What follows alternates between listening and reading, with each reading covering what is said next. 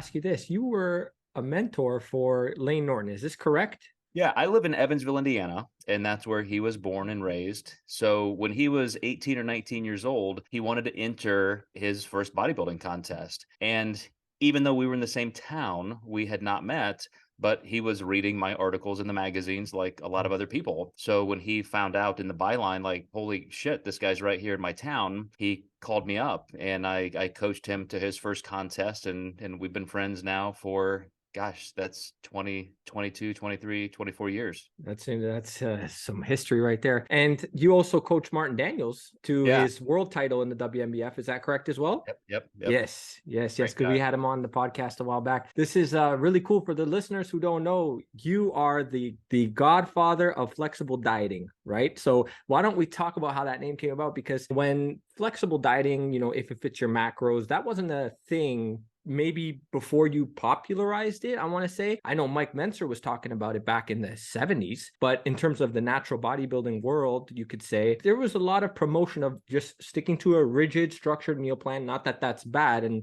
maybe we can talk about that as well, but how did that come about specifically, and is there a story behind that? Yeah, there certainly is. I was in college and was in between some contests. And in particular, I was just very, very busy. I was at the IU School of Medicine, Indianapolis, had decided to get into some contest prep. And at that point, with a lot of the physiology and information I was getting from school, I was becoming more sophisticated with my understanding of what to do with my own nutrition. And at that point, I had met a guy at a contest. I competed in a drug-free show, and there was no such thing as real nutrition coaching at that point, but he managed a gym and he happened to compete and had a couple friends there, and he kind of ran their training and so forth and helped them. He actually then was also judging the show, and he said, man, you got a lot of potential. I could help you. You should let me help you in your pursuits. And he started just giving me Xeroxed copies of Flex magazine diets, things you would get from,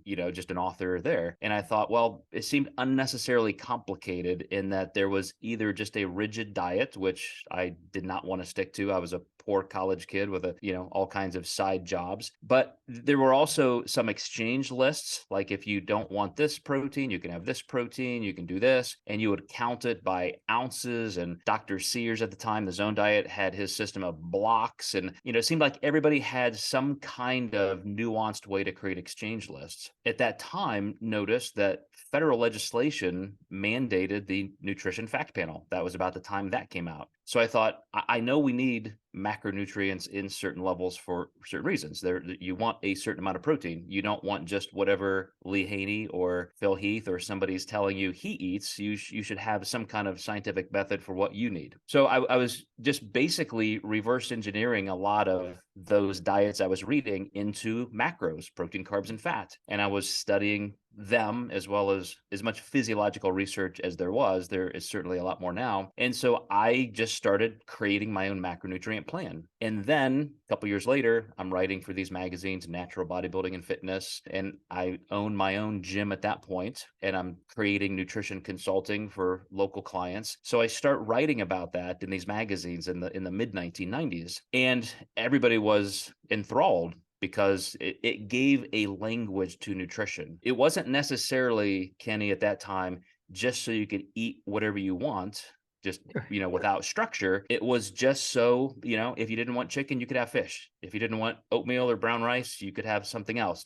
You could just have at least enough flexibility to get through your day and eat the foods you like. So it wasn't until several years past then when I was actually coaching clients full time through the same writings and magazines and popularity. And then everybody adopted it as a thing, which I honestly never saw coming. I didn't stake, my claim and say, hey, I'm creating this thing called flexible dieting and it's going to change the world. To me, it was just logical math. If you can use a calculator, you can figure out what kind of food you want to eat. But then it did start taking on these different names. And if it fits your macros, kind of pulled it in one direction. And maybe you could call it classic flexible dieting in the other, still enough structure and quality food to matter. But it really does go all the way back into those early 90 days and then leaked into some of my early writing in some of the popular magazines.